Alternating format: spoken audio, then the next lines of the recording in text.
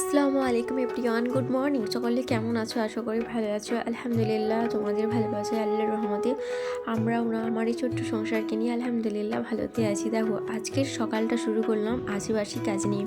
সকাল শুরু হওয়া মানেই বুঝতে পারছো আমাদের মতো হাউসওয়াইফদের বাড়ির কাজকর্ম নিয়েই দিন শুরু। তো দেখো, অনেকগুলো জামা কাপড় ছিল, সব জামা কাপড়গুলোকে কেচে মেললাম। দেখলেই তো ছাদে কতগুলো জামা কাপড়।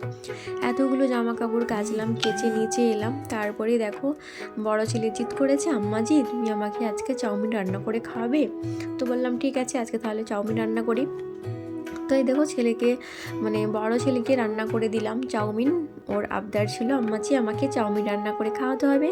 ছেলেকে রান্না করে খাওয়ালাম চাউমিন। আর ছোট ছেলেকে দেখো এইখানে চা আর এখানে আছে নিমকি আর ডিম টোস্ট, দেখতে পাচ্ছ এগুলো সব নিলাম, নিয়ে আমি আর দুই ছেলে করে খেয়ে নেব। তো এটা কিন্তু সন্ধ্যের ভিডিও।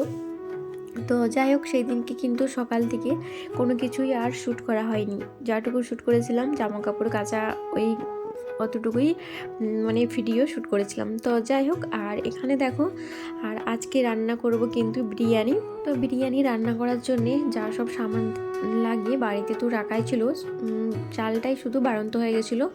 তো বড়মশাইকে বললাম, চালটা তুমি নিয়ে তারপরে যাবে দোকানে। তো দেখো, এখানে চাল কিন্তু আমাকে নিয়ে এসে দিয়েছিল।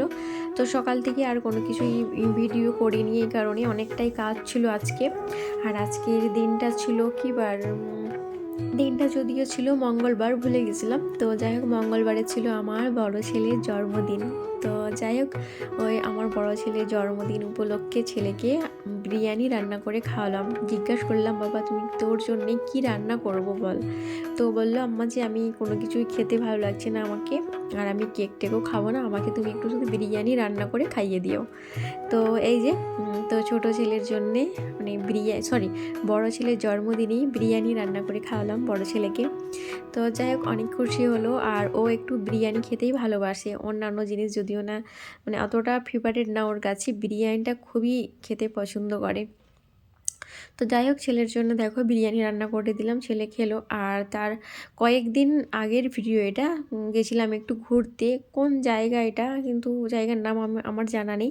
তো যাই হোক, তো এইখানে দেখো ঘুরতে এলাম, ঘুরতে এসে খুবই ভালো লাগলো জায়গাটা। আর মাঝে মধ্যে একটু একটু ঘুরতে গেলে তো সকলেরই ভালো লাগে, বলো কাকে না ভালো লাগে ঘুরতে।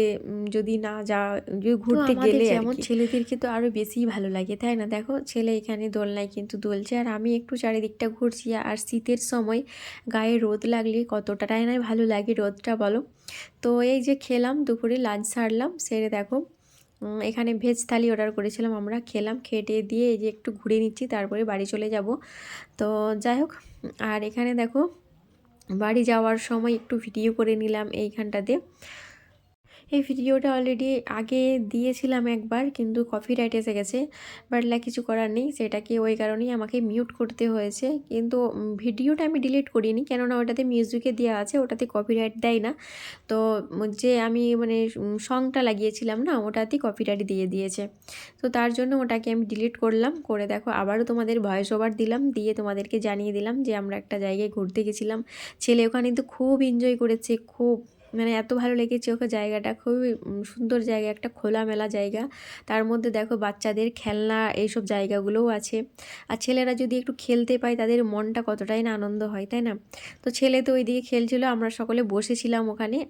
আমি আরও ওখানে আমরা যাদের সাথে গেছিলাম আর কি, সে দাদা বৌদিরাও বসে আছে, আমরাও বসেছিলাম। এখানে এন্ড করলাম।